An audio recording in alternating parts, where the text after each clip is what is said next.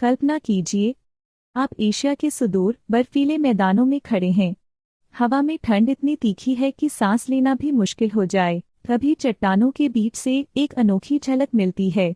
घनी फर, गोल गोल आंखें और हमेशा गुस्से में दिखता हुआ चेहरा। यही है मानुल, जिसे हम पैलेसिस कैट के नाम से जानते हैं। ये बिल्ली जितनी रहस्यमयी है, उतनी ही शानदार भी। पहली नज़र में ये बड़ी लग सकती है, लेकिन दरअसल इसकी मोटी, घनी फर इसका सबसे बड़ा छलावा है।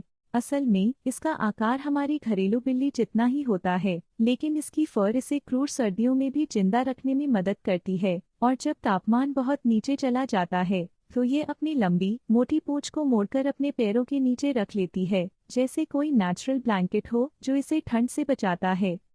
बिल्ली की इस प्रजाति की खासियत है इसकी राउंड प्यूपल्स जो इसे बाकी फीलाइन से अलग बनाती हैं।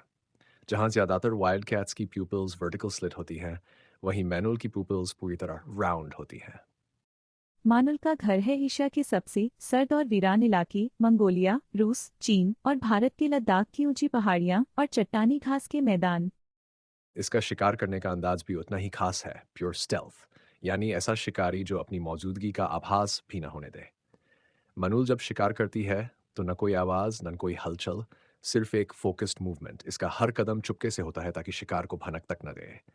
इसीलिए इसे स्टेल्थ मास्टर भी कहा जा सकता है। प्रकृति का एक ऐसा जासूस जो बिना किसी शोर शराबे के अपना काम पूरा करता है।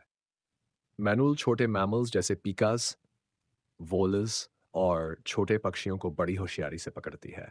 इतनी चुपचाप काम करती है कि अक्सर इसकी मौजूदगी का एहसास भी नहीं होता। ये बिल्ली इकोसिस्टम में रोडेंट्स की संख्या को बैलेंस में रखती है, यानी ये नेचर की एक छोटी सी लेकिन बहुत ज़रूरी सोल्जर है। लेकिन इस जंगली बिल्ली की कहानी में रहस्य और डर की भी परतें हैं। लोक कथाओं में मैनुल को अशुभ माना जाता है। लोग कहते हैं कि इसका हमेशा गुस्से में दिखने वाला चेहरा बैड लक लाता है। कुछ मान्यताओं में इसे हर्ष विंटर्स का संकेत भी माना जाता है। लेकिन सच्चाई यह है कि मैनुल इंसानों से दूर रहना पसंद करती है और क्वाइटली नेचर को संतुलित रखने में जुटी रहती है। इसकी दुनिया भी खतरों से खाली नहीं। जहाँ ये खुद छोटे शिकारियों को पकड़ती है, वहीं ये भी कई बार बड़े शिकारी जैसे स्नो लेपर्ड, वुल्फ्स और बड़े शिकारी पक्षियों का शिकार बन जाती है। खासतौर पर इसके छोटे किटन्स के लिए ये शिकारी बड़ा खतरा होते हैं। हर साल सर्दियों में मानूल का ब्रीडिंग सीजन शुरू होता है। दिसंबर से मार्च के बीच मेटिंग होती है और करीब 30 दिनों के बाद 2 से 6 फ्लफी गोल मटोल किटन्स पैदा होते हैं, जिन्हें देखना किसी डिलाइट से कम नहीं होता।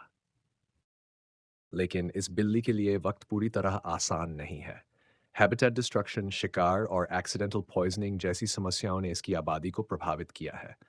हालांकि पहले इसे नियर थ्रेटन्ड माना गया था, लेकिन हाल की रिसर्च और डिस्ट्रीब्यूशनल डेटा के आधार पर इसकी स्थिति थोड़ी बेहतर मानी गई है और IUCN ने इसे अब लीस्ट कंसर्न घोषित किया है। आज भी कंजर्वेशनिस्ट इसके संरक्षण में जुटे हैं ताकि ये रहस्यमयी बिल्ली आने वाले वक्त में भी हमारी धरती का हिस्सा बनी रहे।